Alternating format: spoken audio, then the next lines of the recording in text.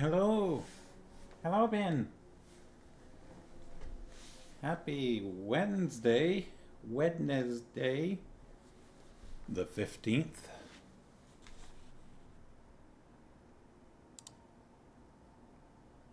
How's it going? What's new?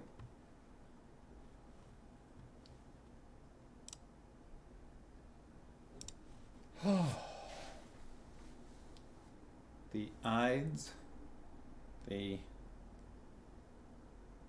community get together and group stabbing day. Bunch of days. Bunch of bunch of themed days all stacked together one after another in March, isn't there?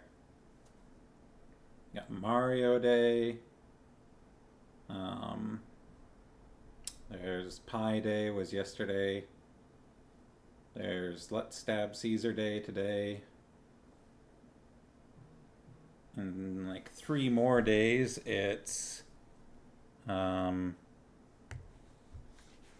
forget if it's, I think it's Saiyan Day. It's like, I think there's a group of days that are like that kind of get translated as like Goku and Gohan or something like that. So there's first day of spring. There's snack day for puppy. Oh, a big piece. Was there something between Mario Day and Pie Day? BBAB. Welcome, and Sharkies. Everybody's showing up all at once. Hello, everybody. Happy Let's Stab Caesar Day. Let's all get together as a group and have a nice stabbing. Huh? It sounds like a good time, doesn't it?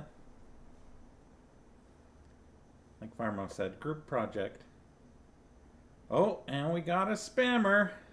No thank you. No thank you. Oh, deleted. Quick draw Sharkies. Thank you for that.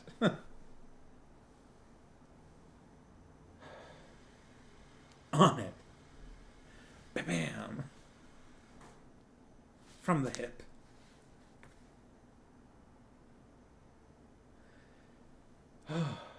Guess what I did today? Anybody but Farmos. Farmos already knows. Guess what I did? I'm a little excited. It's the first time in a while.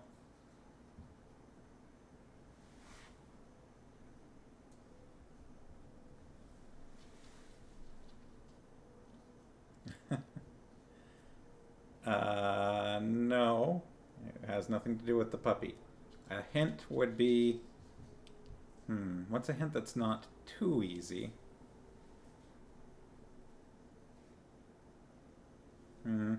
I was sitting right here. I was sitting right here when I did the thing that it has been the first time in a while. And it's not anything crude.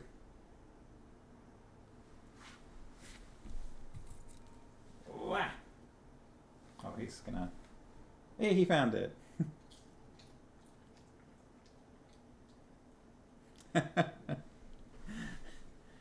BBAB was close. I wrote something. I did some writing today.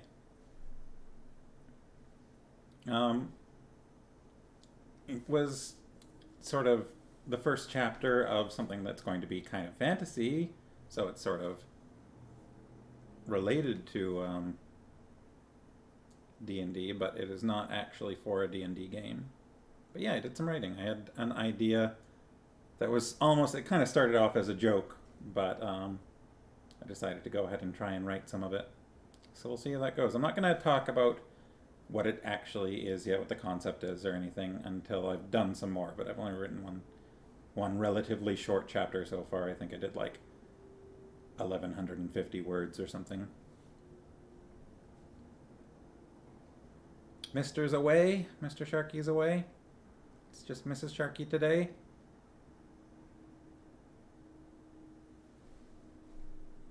Oh. is that going to be a regular Wednesday thing at this point? Look at that pup.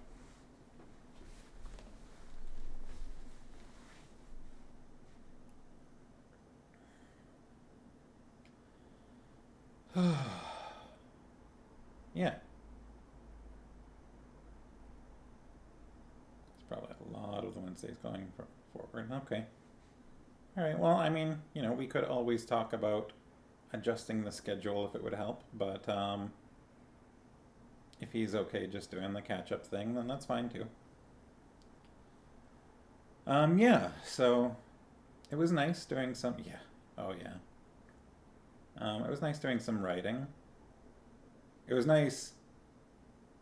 Well, it started today because I had a shower earlier, and combing out my hair takes some time, and I have a tendency to, I don't know, you know how shower thoughts are, but I'm sitting there just combing knots out of my hair, and it's easy to drift into intrusive thought sort of territory. I don't know if that's the right terminology. More like I have a tendency to replay unpleasant scenes in my head from the past or whatever, things that like bothered me previously in the past or whatever. I can replay those and get upset about it and whatever, which is so I yeah. So basically I went, no, I don't want to be doing that.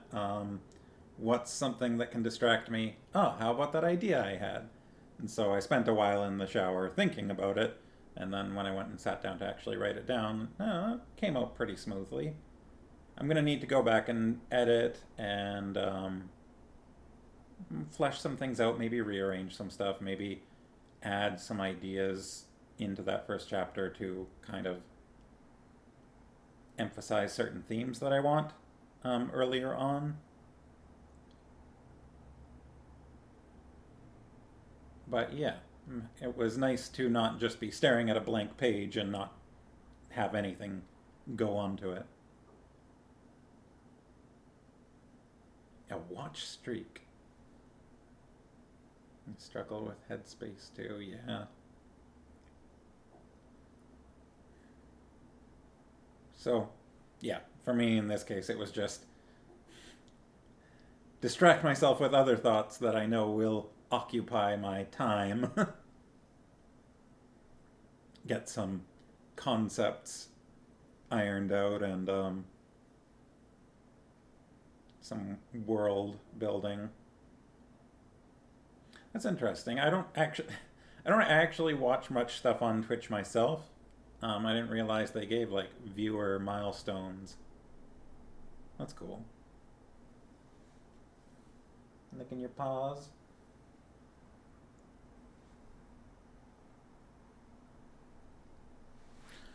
Yeah, so it's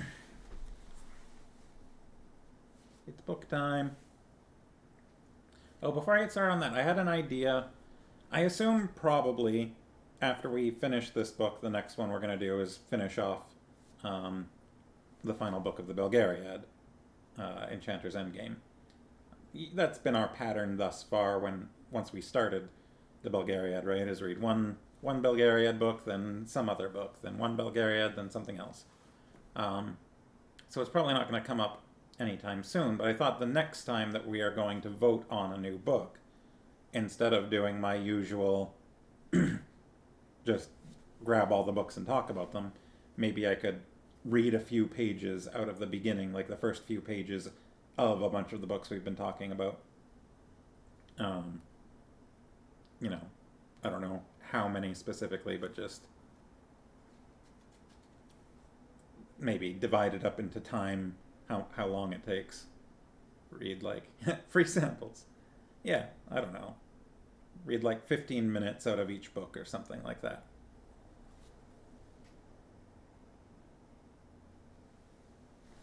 And then maybe we'll see whether any of them are really gripping in terms of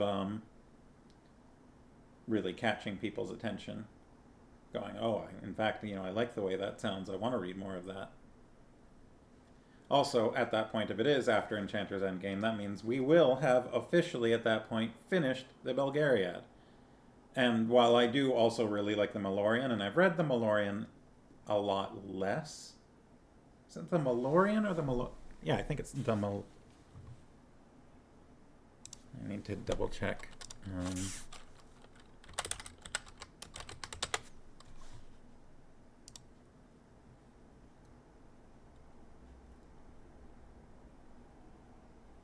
Yeah, it's the Malorian is the 5-book sequel. Which is honestly like, I thoroughly enjoy it. But I think I've read it a lot less frequently. I maybe have only actually read the full Malorian one time. But it is really neat because it does just pick up straight away after the Belgariad and kind of just continue the story. So it's got that to recommend it. But I don't know if we're going to want to do that on this channel or not. I would be all for it. But if people, or maybe we take a break for a few books before we go back to it or something. But in that case, we could look at some of the other series that we've kind of not looked at previously because we don't want to be reading more than one sort of big series at a time. Yeah. I think we're currently on our 9th book for this channel, for this stream.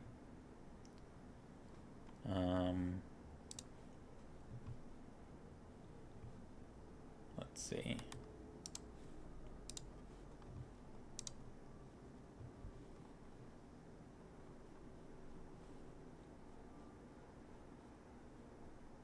Yeah, 1, 2, 3. I think so. We read The Hobbit, Guards, Pawn of Prophecy, Queen of Sorcery, Weird Sisters. Oh, we might have read Pawn of Prophecy and Queen of Sorcery back to back, maybe? Weird Sisters, Magician's Gambit, Men-at-Arms, Castle Wizardry, and now we're reading Witches Abroad. I think that is everything we have read on this channel. Just looking at my playlists on YouTube. That's how I've got it sorted. So I think we're currently on the 9th book. Okay. Which is interesting because that means Enchanter's Endgame will be our, if that's the next book we read, will be our 10th book on the channel. 10th book to wrap up a 5-book series. Because we started with 2 non-Belgariad books, The Hobbit and Guards. So that'll be kind of an interesting way to get to 10 whole books. Oh, that poor puppy. Starving to death without rice cakes.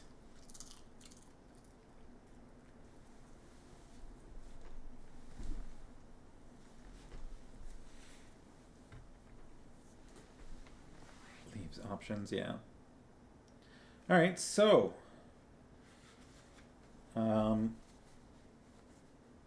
in my copy, we were at the very bottom of page 41, which I think, assuming the Sharkies are following the same sort of number of pages, I think that puts you at page 48. Not sure how it is laid out in BBAB's ebook.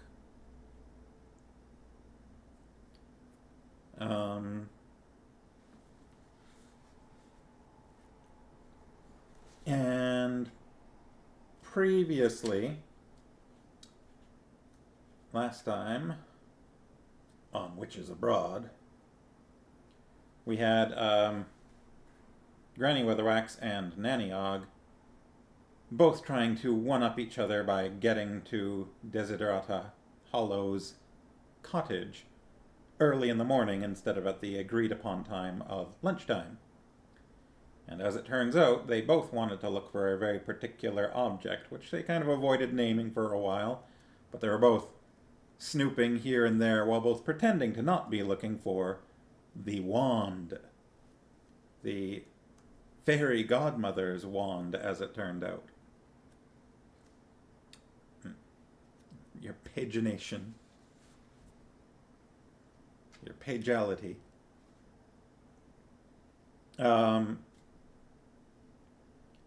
So they were surreptitiously, checking behind cushions and under sinks and up the chimney, and then while Nanny was in another room,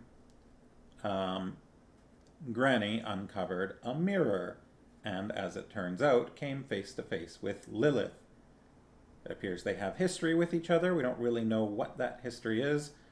Granny swiftly just smashed the mirror with her fist, and then tried to brush it off like it was nothing, but she was very obviously shook, as they say.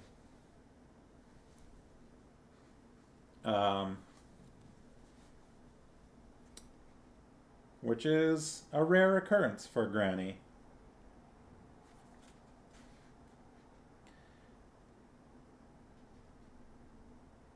Eventually,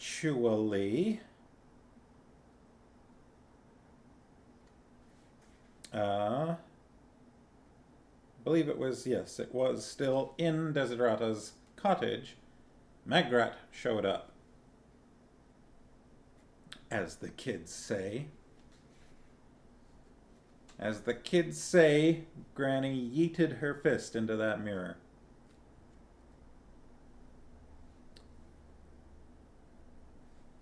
Carrying on.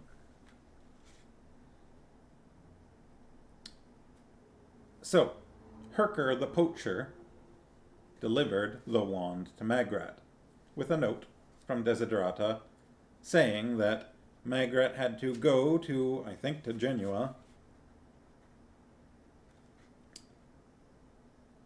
Yes. You must go to the city of Genua. I would have done this myself, only cannot by reason of being dead. Ella Saturday must not marry the prince. P.S. This is important.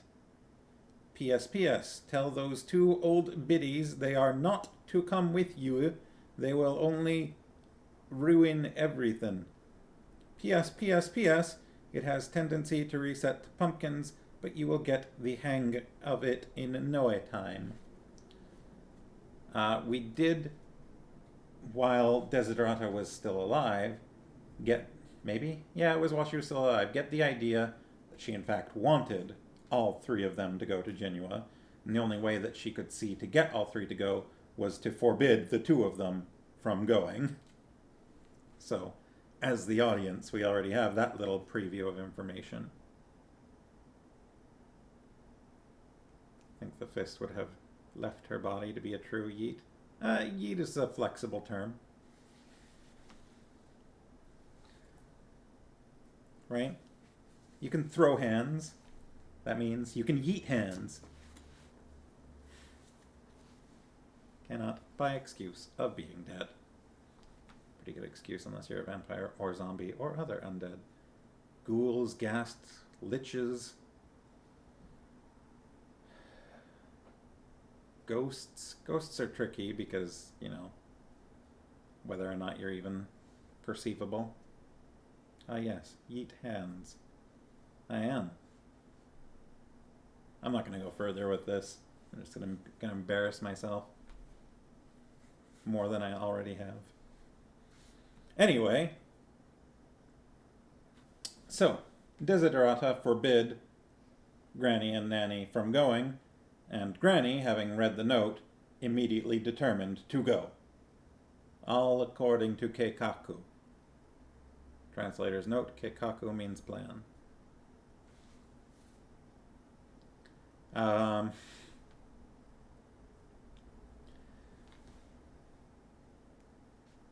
So, according to Granny, we start tomorrow. Magrat was not on board with this idea. Magrat wanted to follow the note as it was written. And Nanny, I don't think, read the note at all. So, that's more or less where we're at. The very last moment of that scene was Granny burying her own mirror. Right, Finn? Right.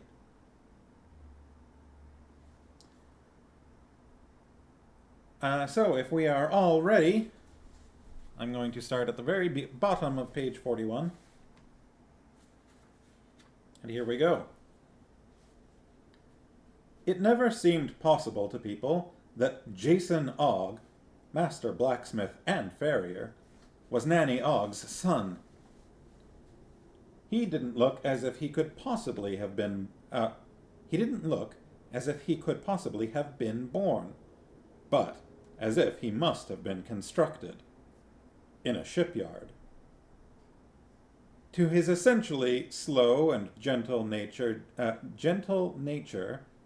genetics had seen fit to add muscles that should have gone to a couple of bullocks, arms like tree trunks, and legs like 4 beer barrels stacked in 2s.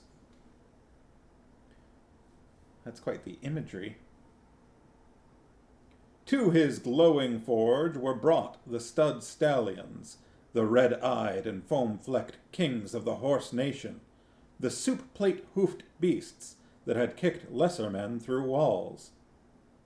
But Jason Ogg knew the secret of the mystic Horseman's word, and he would go alone into the forge, politely shut the door, and lead the creature out again after half an hour, newly shod and strangely docile. Footnote. Granny Weatherwax had once pressed him about this, and since there are no secrets from a witch, he shyly replied, "Well, ma'am, what happens is, I gets hold of un, and smacks un between the eyes with hammer before un knows what's happening, and then I whispers in his ear, I says, 'Cross me, you bugger, and I'll have thy ghoulies on to anvil, thou knows I can.'" End of footnote. Thy ghoulies. Give you 3 guesses what the ghoulies are, but I don't actually want to hear your guesses, so just keep it to yourself, all right? Behind his huge, brooding shape clustered the rest of Nanny Ogg's endless family, and a lot of other townsfolk who, seeing some interesting activity involving witches, couldn't resist the opportunity for what was known in the Round Tops as a good ogle. "We'm off then now, Jason," said Nanny Ogg. "They do say the streets in foreign parts are paved with gold. I could probably make my fortune, eh?" Jason's hairy brow creased in intense thought. "Us could do with a new anvil down forge," he volunteered.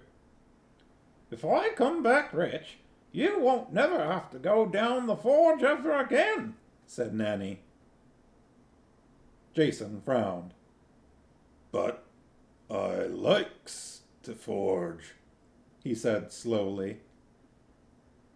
Nanny looked momentarily taken aback. "Well then, you shall have an anvil made of solid silver." "Wouldn't be no good, Ma. It'd be too soft," said Jason. "If I brings you back an anvil made of solid silver, you shall have an anvil made of solid silver, my lad, whether you likes it or not." Jason hung his huge head. "Yes, Mum," he said. "You see to it that someone comes in to keep the house aired every day regular," said Nanny. "I want a fire lit in that grate every morning." "Yes, Mum." "And everyone's to go in through the back door, you hear? I've put a corpse on the front porch. Where's those girls got with my luggage?" She scurried off, a small grey bantam scolding a flock of hens. Magrat listened to all this with interest. Her own preparations had consisted of a large sack containing several changes of clothes to accommodate whatever weather foreign parts might suffer from, and a rather smaller one containing a number of useful-looking books from Desiderata Hollow's cottage. Desiderata had been a great note-taker, and had filled dozens of little books with neat writing and chapter headings like, "With wand and broomstick across the great Neff Desert." What she had never bothered to do, it seemed, was write down any instructions for the wand. As far as Magrat knew, you waved it and wished.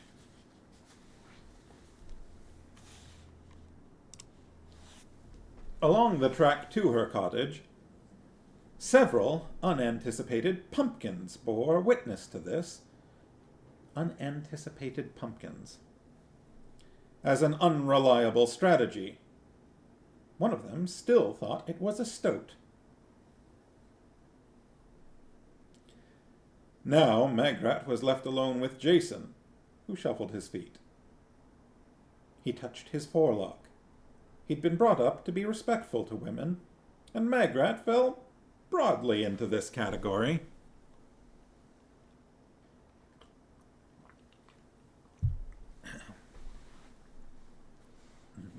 Ha. Broadly.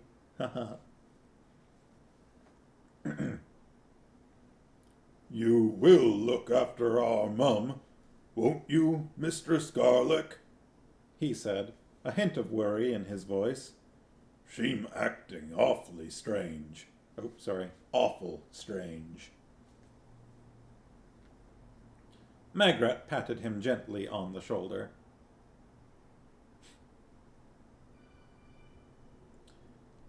"This sort of thing happens all the time," she said. "You know, after a woman's raised a family and so on, she wants to start living her own life."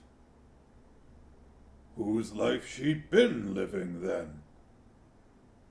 Magrat gave him a puzzled look. She hadn't questioned the wisdom of the thought when it had first arrived in her head. "You see, what it is," she said, making an explanation up as she went along. "There comes a time in a woman's life when she wants to find herself." "Why didn't she start looking here?" said Jason plaintively. "I mean, I ain't wanting to talk out of turn, Miss Garlick, but we was looking to you to persuade her and Mistress Weatherwax not to go." "I tried," said Magrat. "I really did. I said, 'You don't want to go,' I said. 'Anno Domini,' I said. 'Not as young as you used to be,' I said. 'Silly to go hundreds of miles just for something like this, especially at your age.'" Jason put his head on one side. Jason Ogg wouldn't end up in the finals of the all-Discworld Uptake Speed Trials, but he knew his own mother. "You said all that to our mum?" he said. "Look, don't worry," said Magrat. "I'm sure no harm can—" There was a crash somewhere over their heads. She raised a flag, as it were. A few autumn leaves spiraled gently toward the ground. "Bloody tree! Who put that bloody tree there?" came a voice from on high. "That'll be Granny," said Magrat. It was one of the weak spots of Granny Weatherwax's otherwise well-developed character that she'd never bothered to get the hang of steering things. It was alien to her nature. She took the view that it was her job to move, and the rest of the world to arrange itself so that she arrived at her destination. This meant that she occasionally had to climb down trees she'd never climbed up. This she did now, dropping the last few feet and daring anyone to comment. "Well, now we're all here," said Magrat brightly. It didn't work. Granny Weatherwax's eyes focused immediately somewhere around Magrat's knees. "And what do you think you're wearing?" she said. Ah, um, I thought, it gets cold up there. What with the wind and everything, Magrat began. She had been dreading this, and hating herself for being so weak. After all, they were practical. The idea had come to her one night. Apart from anything else, it was almost impossible to do Mr. Lobsang Dibbler's cosmic harmony death kicks when your legs kept getting tangled in a skirt. Trousers? They're not exactly the same as ordinary, And there's men here looking, said Granny. I think it's shameful. What is? Said Nanny Ogg, coming up behind her. Magrat Garlic standing there bifurcated, said Granny, sticking her nose in the air. Just so long as she got the young man's name and address, said Nanny Ogg amiably. Nanny, said Magrat. I think they look quite comfy, Nanny went on. A bit baggy, though. I don't hold with it, said Granny. Everyone can see our legs. No, they can't, said Nanny. The reason being, the material's in the way. Yes, but they can see where her legs are, said Granny Weatherwax. That's silly. That's like saying everyone's naked under their clothes, said Magrat. Magrat Garlic, may you be forgiven, said Granny Weatherwax. Well, it's true. I'm not, said Granny flatly. I got 3 vests on. She looked Nanny up and down. Githa Ogg, too, had made sartorial preparations for foreign parts. Granny Weatherwax could find little to disapprove of, although she made an effort. And will you look at your hat? She mumbled. Nanny, who had known Esme Weatherwax for 70 years, merely grinned. For 70 years. Over go, ain't it? She said.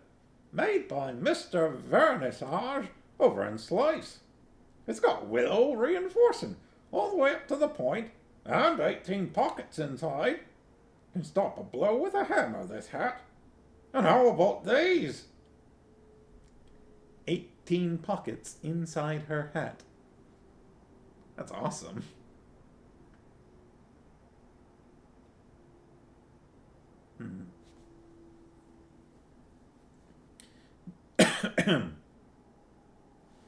You're jealous of a hat with 18 pockets?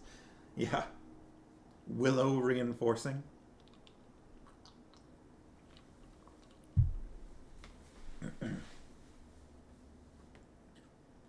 Nanny raised the hem of her skirt.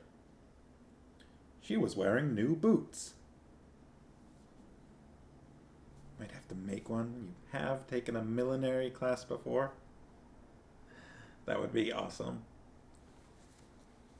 Willow reinforced witch's hat with 18 pockets inside. The only thing is, I feel like it would be tricky to get into them all because you'd have to reach up and then down, right?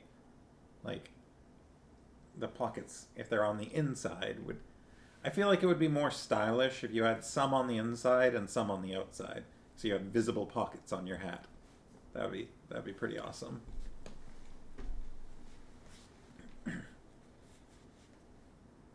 Little, button flaps over them.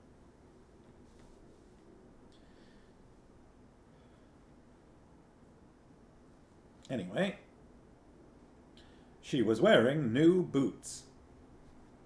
As boots, starting to brew ideas. I approve of this project.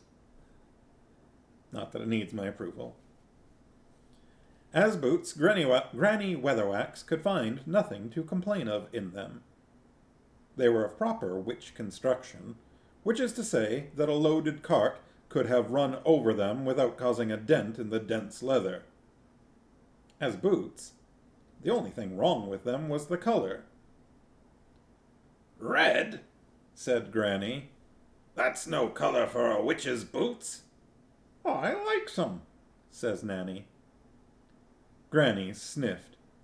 You can please yourself, I'm sure, she said. I'm sure in foreign parts they goes in for all sorts of outlandish things. You know what they say about women who wear red boots. Just so long as they say they've got dry feet, said Nanny cheerfully. She put her door key into Jason's hand. I'll write you letters if you promise to find someone to read them to you, she said. Yes, Mum. What about the cat, Mum? Said Jason. Oh, Grebo's coming with us, said Nanny Ogg. What? But he's a cat, snapped Granny Weatherwax. You can't take cats with you. I'm not going traveling with no cat. It's bad enough traveling with trousers and provocative boots. He'll miss his mummy if he's left behind, won't he?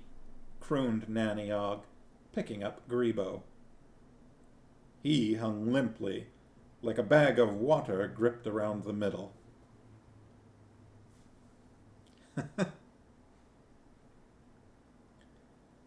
To Nanny Ogg, Grebo was still the cute little kitten that chased balls of wool around the floor.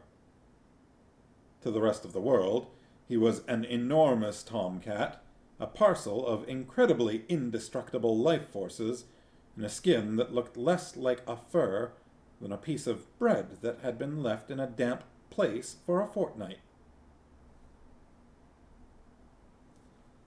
Strangers often took pity on him because his ears were non-existent and his face looked as though a bear had camped on it.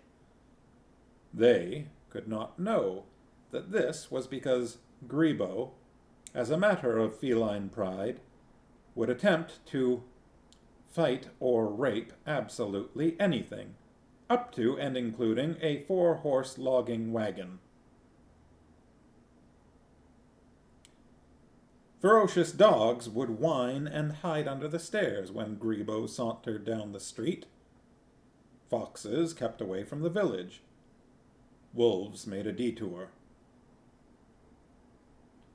He's an old softy, really, said Nanny.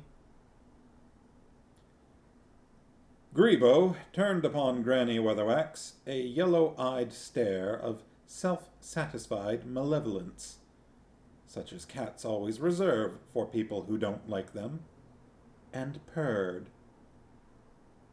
Grebo was possibly the only cat who could snigger in purr. I'm picturing like a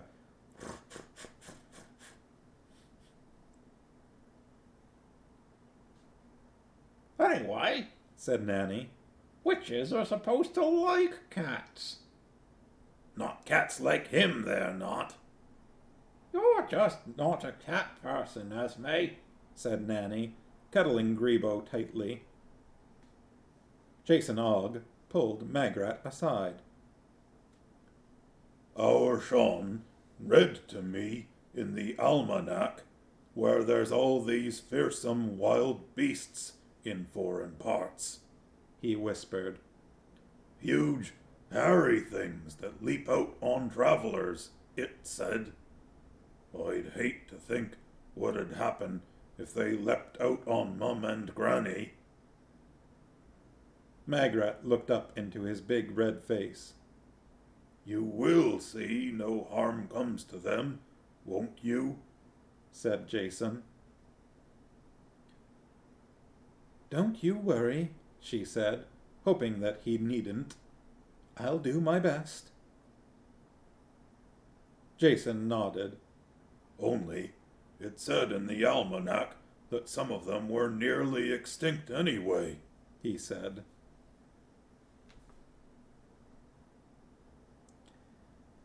Not to explain the joke, but implying that when he said that no harm comes to them, he was talking about no harm coming to the big hairy things that jump out on travelers.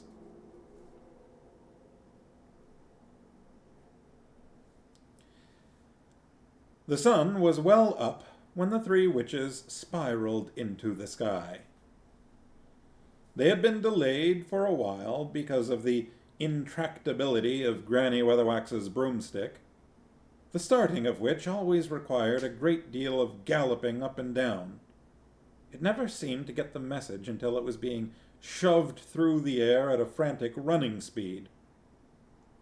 Dwarf engineers everywhere had confessed themselves totally mystified by it. They had replaced the stick and the bristles dozens of times. When it rose, eventually, it was to a chorus of cheers. The tiny kingdom of Lancre occupied little more than a wide ledge cut into the side of the Ramtop Mountains. Behind it, knife-edge peaks and dark, winding valleys climbed into the massive backbone of the central ranges. In front, the land dropped abruptly to the Stowe Plains. A blue haze of woodlands, a broader expanse of ocean, and, somewhere in the middle of it all, a brown smudge known as Ankh-Morpork. A skylark sang, or at least started to sing. The rising point of Granny Weatherwax's hat, right underneath it, completely put it off the rhythm. I ain't going any higher, she said. If we go high enough, we might be able to see where we're going, said Magrat. You said you looked at Desiderata's maps, said Granny. It looks different from up here, though, said Magrat. More sticking up. But I think we go that way. You sure? Which was the wrong question to ask a witch. Especially if the person doing the asking was Granny Weatherwax. Positive, said Magrat. Nanny Ogg looked up at the high peaks. There's a lot of big mountains that way, she said. They rose, tier on tier, speckled with snow, trailing endless pennants of ice crystals high overhead. No one skied in the high ramtops, at least for more than a few feet and a disappearing scream. No one ran up them wearing dirndls and singing. They were not nice mountains. They were the kind of mountains where winters went for their summer holidays.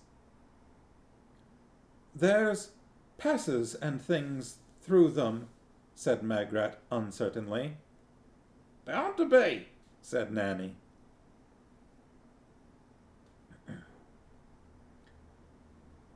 You can use 2 mirrors like this, if you know the way of it. You set them so that they reflect each other. For, if images can steal a bit of you, then images of images can amplify you, feeding you back on yourself, giving you power. And your image extends forever, in reflections of reflections of reflections.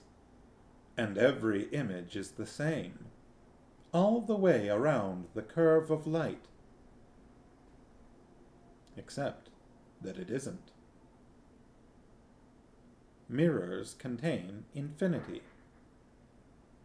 Infinity contains more things than you think. Everything, for a start, including hunger. Because there's 1,000,000 billion images and only one soul to go around. Mirrors give plenty, but they take away lots.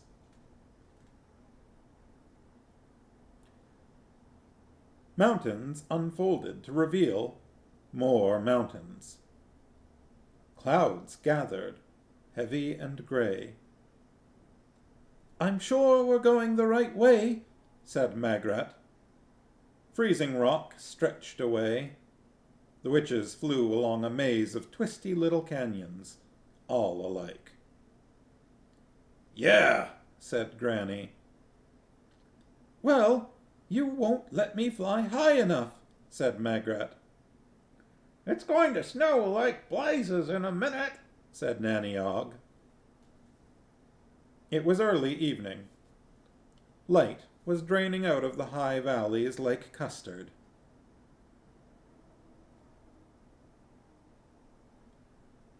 I thought there'd be villages and things, said Magrat, where we could buy interesting native produce and seek shelter in rude huts.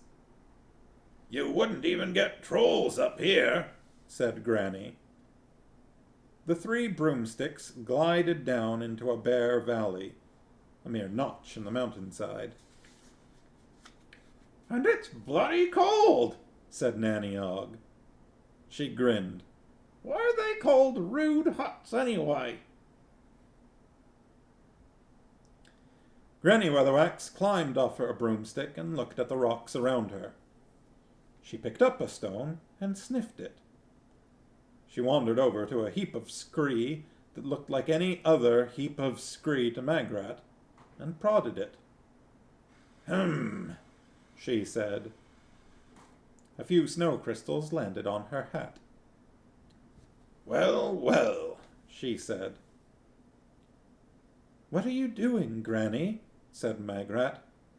Cogitatin'. Granny walked to the valley's steep side and strolled along it, peering at the rock. Nanny Ogg joined her. Up here? Said Nanny. I reckon. It's a bit high for 'em, ain't it? Little devils get everywhere. Had one come up in my kitchen once, said Granny. Following a seam, he said. They're buggers for that, said Nanny. Would you mind telling me, said Magrat, what you're doing? What's so interesting about heaps of stones? The snow was falling faster now.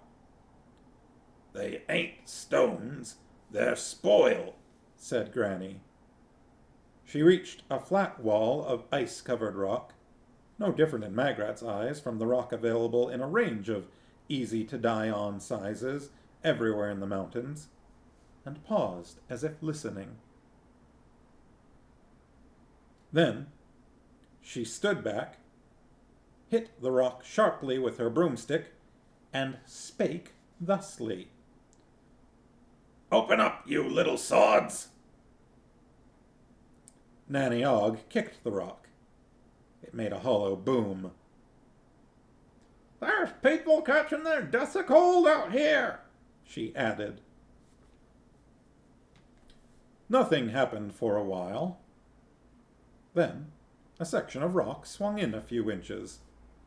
Magrat saw the glint of a suspicious eye. Yes? Dwarfs, said Magrat. Granny Weatherwax leaned down until her nose was level with the eye. My name, she said, is Granny Weatherwax. She straightened up again, her face glowing with self-satisfaction. Who's that, then? Said a voice from somewhere below the eye. Granny's expression froze.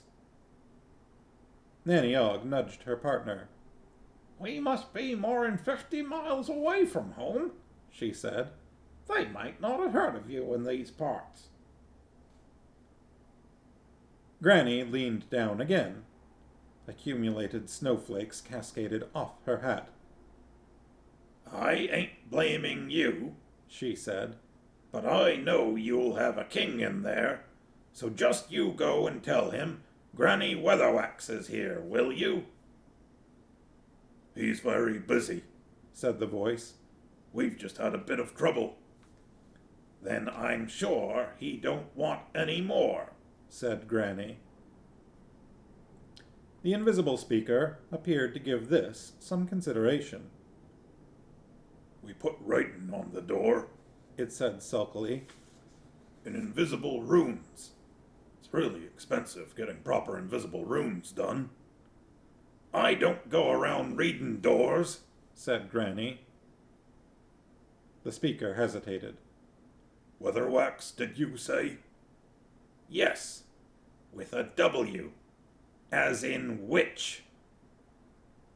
The door slammed. When it was shut, there was barely a visible crack in the rock. That invisible runes bit has got to be a reference to the Lonely Mountain, right?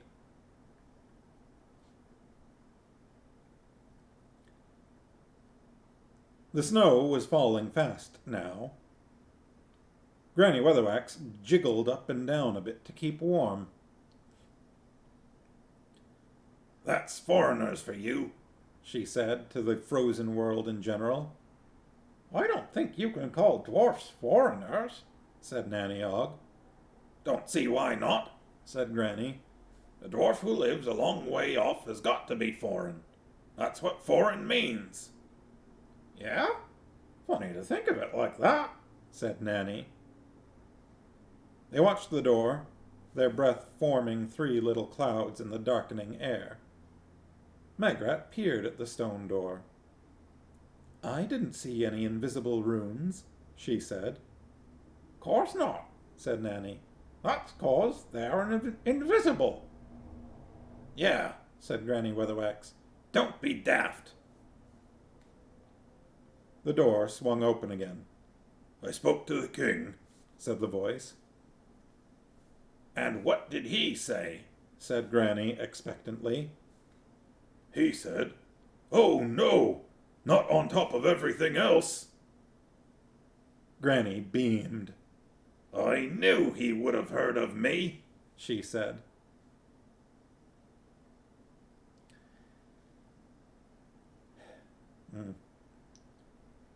Word incoming that I don't particularly appreciate these days, but I think that's somewhat a more recent, well, it probably isn't, but I think it's recently becoming a thought that is more widespread. Anyway, in the same way that there are 1,000 kings of the gypsies, so there are 1,000 kings of the dwarfs. The term means something like senior engineer. There aren't any queens of the dwarfs. Dwarfs are very reticent about revealing their sex, which most of them don't consider to be very important, compared to things like metallurgy and hydraulics.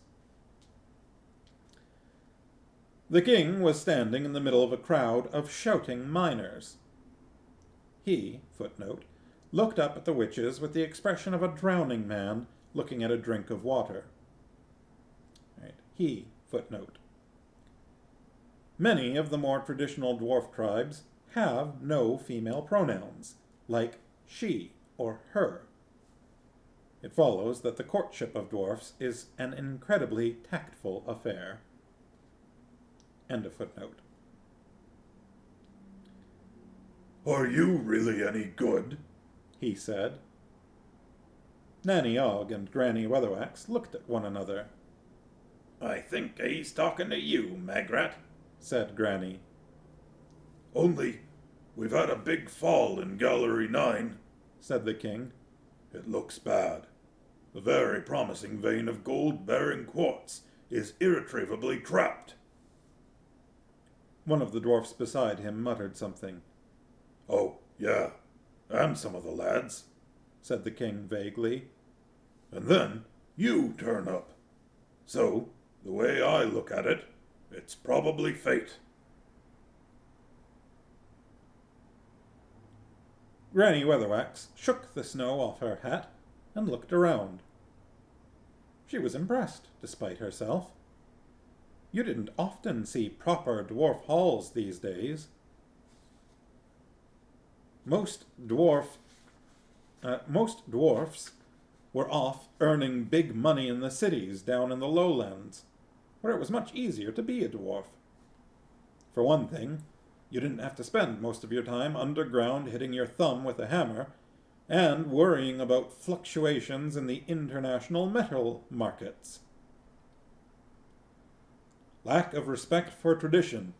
That was the trouble these days. And take trolls. There were more trolls in Ankh-Morpork now than in the whole mountain range.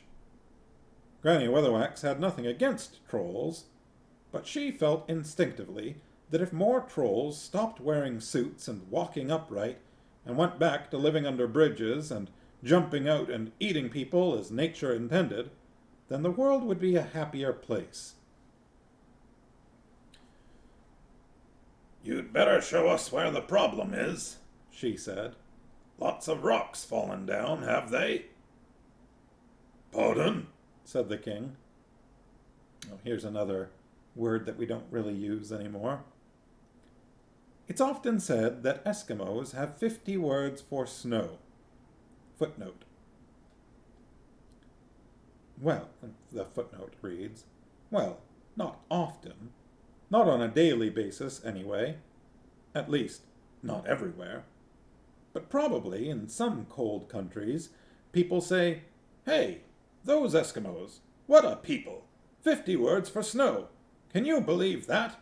Amazing." Quite a lot. End of footnote. This is not true. It's also said that dwarfs have 200 words for rock. They don't. They have no words for rock, in the same way that fish have no words for water. They do have words for igneous rock, sedimentary rock, metamorphic rock, rock underfoot, rock dropping on your helmet from above, and rock which looked interesting and which they could have sworn they left here yesterday. But what they don't have is a word meaning rock. Show a dwarf a rock, and he sees, for example, an inferior piece of crystalline sulfite of barytes. Or, in this case, about 200 tons of low-grade shale. When the witches arrived at the disaster site, dozens of dwarfs were working feverishly to prop the cracked roof and cart away the debris. Some of them were in tears.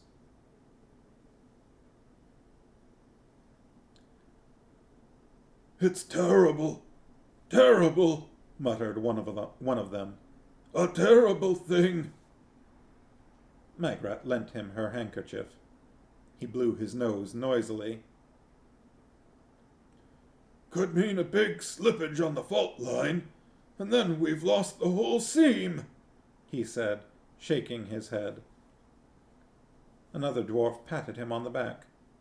"Look on the bright side," he said. "We can always drive a horizontal shaft off Gallery 15. We're bound to pick it up again. Don't you worry." "Excuse me," said Magrat. "There are dwarfs behind all that stuff, are there?" "Oh, yes," said the king. His tone suggested that this was merely a regrettable side effect of the disaster, because getting fresh dwarfs was only a matter of time, whereas decent gold-bearing rock was a finite resource. Granny Weatherwax inspected the rockfall critically. "We shall have to have everyone out of here," she said. "This is going to have to be private." "I know how it is," said the king. "Craft secrets, I expect." "Something like that," said Granny. The king shooed the other dwarfs out of the tunnel, leaving the witches alone in the lantern light. A few bits of rock fell out of the ceiling. Said Granny. "You've gone and done it now," said Nanny Ogg. "Anything's possible if you set your mind to it," said Granny vaguely. "Then you'd better set yours good and hard, Esme. If the Creator had meant us to shift rocks by witchcraft, he wouldn't have invented shovels.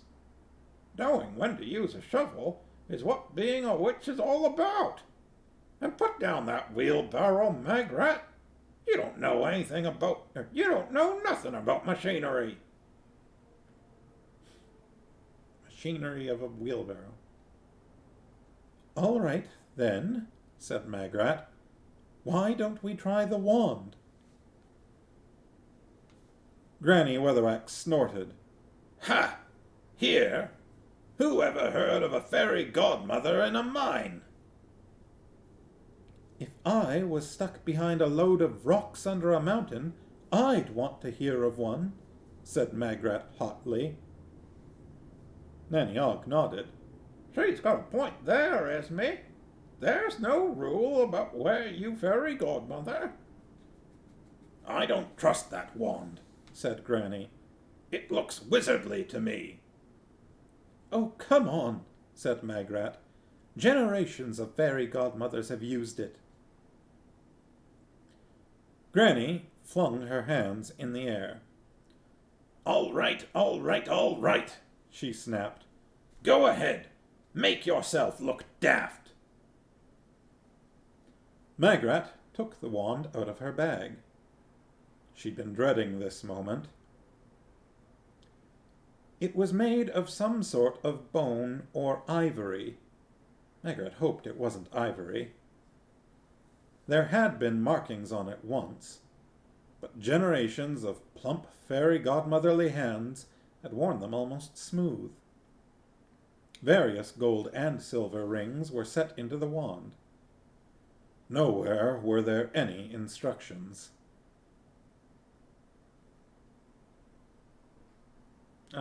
Yeah, maybe. Maybe she hoped it was bone. Maybe she'd be more okay with like a cow femur than a elephant tusk. Fairy godmotherly is a good adjective. Nowhere were there any instructions. Not so much as a rune or a sigil anywhere on its length indicated what you were supposed to do with it. I think you're supposed to wave it, said Nanny Ogg. I'm pretty sure it's something like that. Granny Weatherwax folded her arms. That's not proper witching, she said. Magrat gave the wand an experimental wave. Nothing happened. Perhaps you have to say something, said Nanny. Magrat looked panicky. What do fairy godmothers say? She wailed. Said Nanny. Dunno. Huh, said Granny. Nanny Ogg sighed. Didn't Desiderata tell you anything? Nothing. Nanny just shrugged. Just do your best, then, she said. Magrat stared at the pile of rocks. She shut her eyes. She took a deep breath. She tried to make her mind a serene picture of cosmic harmony. It was all very well for monks to go on about cosmic harmony, she reflected, when they were nicely tucked away on snowy mountains with only yetis to worry about. They never tried seeking inner peace with Granny Weatherwax glaring at them. Granny Weatherwax, worse than a few yetis. She waved the wand in a vague way and tried to put pumpkins out of her mind. She felt the air move. She heard Nanny gasp. She said, "Has anything happened?" After a while, Nanny Ogg said, Yeah, sort of. I hope they're hungry, that's all. And Granny Weatherwax said, That's fairy godmothering, is it? Magrat opened her eyes. There was still a heap, but it wasn't rock anymore. Wait for it, there's a bit of a squash in here, said Nanny. Magrat opened her eyes wider. Still pumpkins? Bit of a squash. Squash, said Nanny, in case anyone hadn't got it. Clearly everyone in the chat got it. The top of the heap moved. A couple of small pumpkins rolled down almost to Magrat's feet, and a small dwarfish face appeared in the hole. It stared down at the witches. Eventually, Nanny Ogg said, "Everything all right?" The dwarf nodded.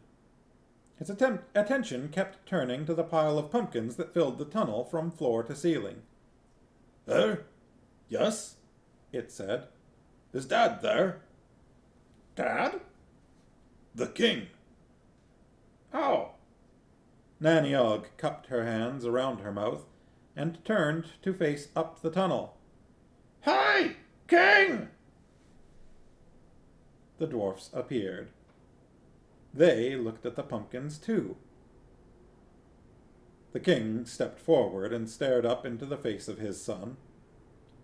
Everything all right, son? It's all right, Dad. No faulting or anything.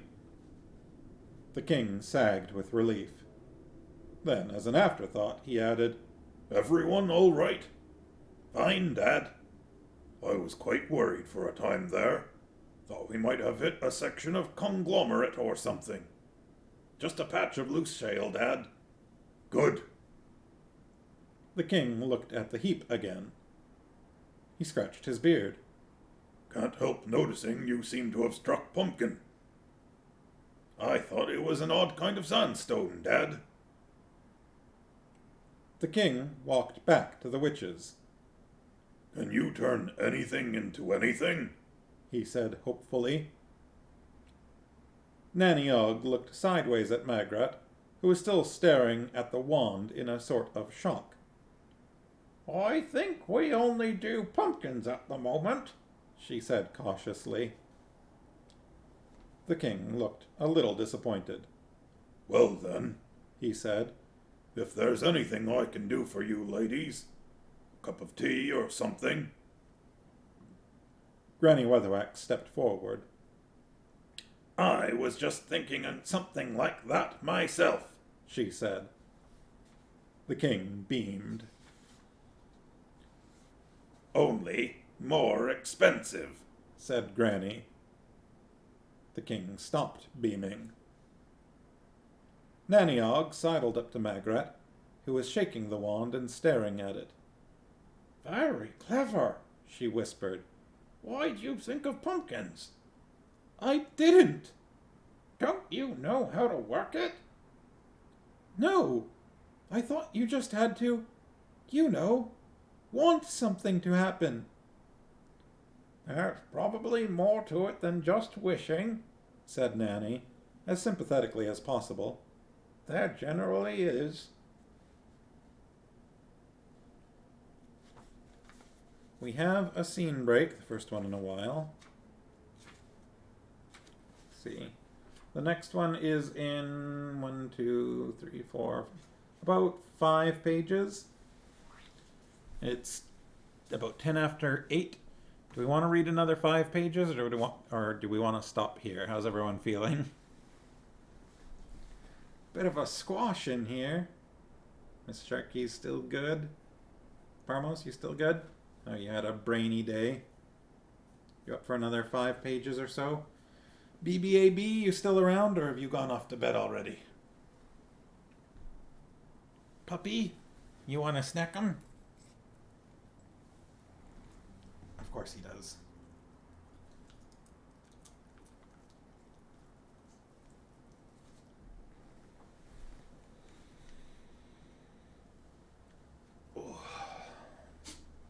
Oh, Sentai. Oh, that's okay. I think we can get through another 5 pages then. That'll take us a few more minutes. But we'll stop at the next break, which on my copy was on page 66. We're on 62 right now. So I guess more like 4 pages, but... Alright. Sometime around dawn, you're in 56 in your copy. It's interesting, because you started on page 7 or so, didn't you? So we have passed you in my copy. I guess yours is a little more dense. Sometime around dawn, insofar as dawn happened in the mines, the witches were led to a river somewhere deep in the mountains, where a couple of barges were moored. A small boat was pulled up to a stone jetty. "This'll take you right through the mountains," said the king. "I think it goes all the way to Genua, to tell the truth." He took a large basket off an attendant dwarf. "And we've packed you some lovely food," he said. "Are we going to go all the way in a boat?" said Magrat. She gave the wand a few surreptitious flourishes. Surreptitious flourishes. That's a mouthful. "I'm not good at boats." "Listen," said Granny, climbing aboard. "the river knows its way out of the mountains, which is more than we do. We can use the brooms later on, where the landscape's acting a bit more sensible." "And we can have a bit of a rest," said Nanny, sitting back. Slurpy puppy. Having a big drink. Rice cakes drying him out. Magrat looked at the 2 older witches, who were making themselves comfortable in the stern like a couple of hens settling down on a nest. "Do you know how to row a boat?" she said. "We don't have to," said Granny. Magrat nodded gloomily. Then a tiny bit of self-assertion flashed a fin. "I don't think I do, too," she ventured. "That's all right," said Nanny. "If we sees you doing anything wrong, we'll be sure to tell you. Cheerio, your kingship." Magrat sighed and picked up the oars. "The flat bits go in the water," said Granny helpfully. The dwarfs waved. The boat drifted out into midstream, moving slowly in a circle of lantern light. Magrat found that all she really had to do was keep it pointing the right way in the current. She heard Nanny say, "Beats me why they're always putting invisible runes on their doors. I mean, you pays some wizard to put invisible runes on your door, and how do you know you've got value for money?" She heard Granny say, "No problem there. If you can't see 'em, you know you've got proper invisible runes." She heard Nanny say, "Ah, that'd be it. Right, let's see what we've got for lunch." There was a rustling noise. "Well, well, well. "What is it, Githa?" Pumpkin."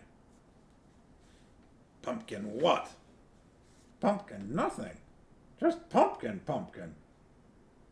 "Well, I suppose they've got a lot of pumpkin," said Magrat. The Emperor's new runes, yeah. "You know how it is at the end of the summer. There's always so much in the garden. I'm always at my wit's end to think of new types of chutney and pickles to use it all up." In the dim light she could see Granny's face, which seemed to be suggesting that if Magrat was at her wit's end, it was a short stroll.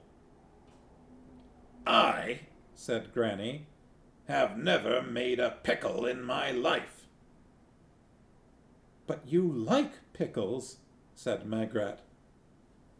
Witches and pickles went together like... She hesitated before the stomach-curdling addition of peaches and cream, and mentally substituted things that went together very well. The sight of Nanny Ogg's single remaining tooth at work on a pickled onion could bring tears to the eyes. "I likes 'em fine," said Granny. "I gets 'em given to me." "You know," said Nanny, investigating the recesses of the basket, "whenever I deals with dwarfs, the phrase duck's arse swims to my mind." "Mean little devils. You should see the prices they tries to charge me when I takes my broom to be repaired," said Granny. "Yes, but you never pay," said Magrat. "That's not the point," said Granny Weatherwax. "They shouldn't be allowed to charge that sort of money. That's thieving, that is." "I don't see how it can be thieving if you don't pay anyway," Magrat persisted. "I never pay for anything," said Granny. "People never let me pay. I can't help it if people gives me things the whole time, can I? When I walks down the street, people are always running out with cakes they've just baked, and fresh beer, and old clothes that have hardly been worn at all. 'Oh, Mistress Weatherwax, pray take this basket of eggs,' they say. People are always very kind. Treat people right, and they'll treat you right. That's respect. Not having to pay," she finished sternly, "is what being a witch is all about."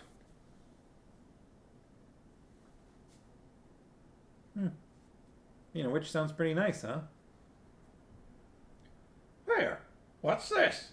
said Nanny, pulling out a small packet. She unwrapped the paper and revealed several hard brown discs. "My word," said Granny Weatherwax. "I take it all back. That's the famous dwarf bread, that is. They don't give that to just anyone." Nanny tapped it on the edge of the boat. It made a noise very similar to the kind of noise you get when a wooden ruler is held over the edge of a desk and plucked. A sort of hollow boing sound.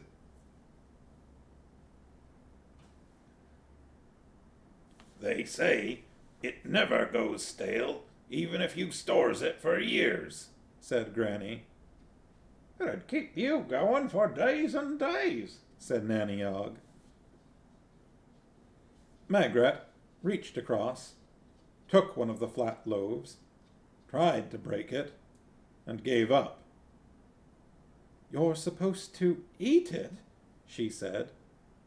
"Oh, I don't think it's for eating," said Nanny. "It's more for sort of—" "Keeping you going," said Granny. "They say that—" She stopped. Above the noise of the river and the occasional drip of water from the ceiling, they could all hear, now, the steady slosh, slosh of another craft heading toward them. "Someone's following us," hissed Magrat. Two pale glows appeared at the edge of the lamplight.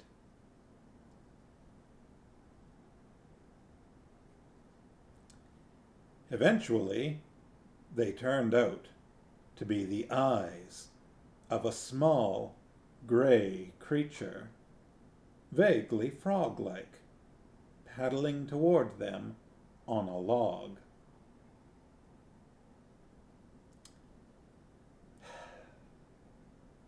It reached the boat. Long, clammy fingers grabbed the side, and a lugubrious face rose level with Nanny Ogg's. Lugubrious.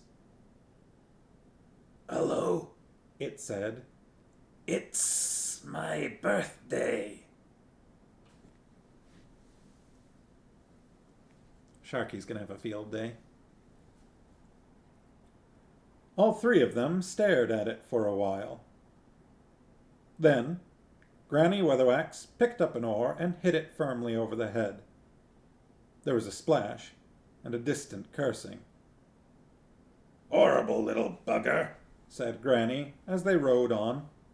"Looked like a troublemaker to me." Yeah, said Nanny Ogg.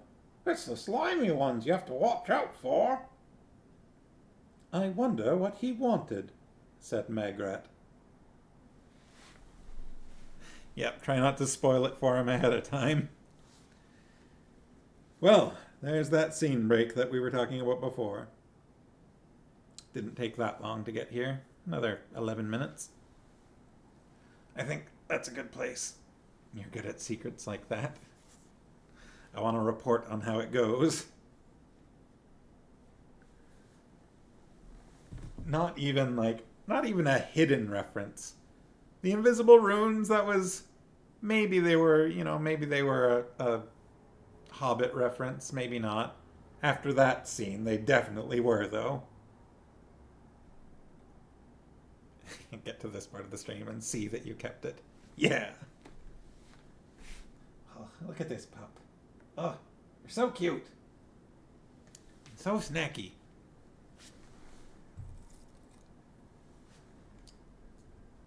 Dance. Dance. Dancey dance dance.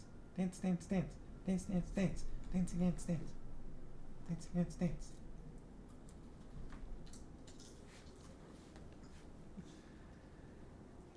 All right, well, that was fun. Shale into pumpkins. Jesse Kuma followed the channel. Hello, Jesse Kuma.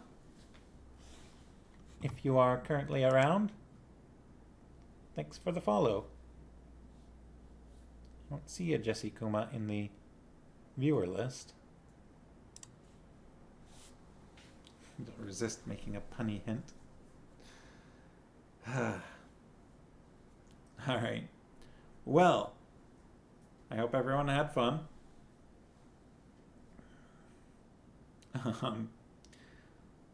I should be back here on Friday. I don't currently have anything that I know of that'll get in the way. So, assuming nothing comes up, I'll be here.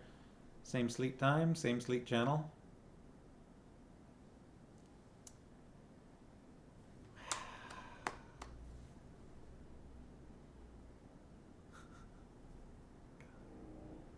It was such a, one-off little, something's coming towards us. Gray slimy creature, glowing eyes, riding on a log. It's my birthday. Whack! Moving on.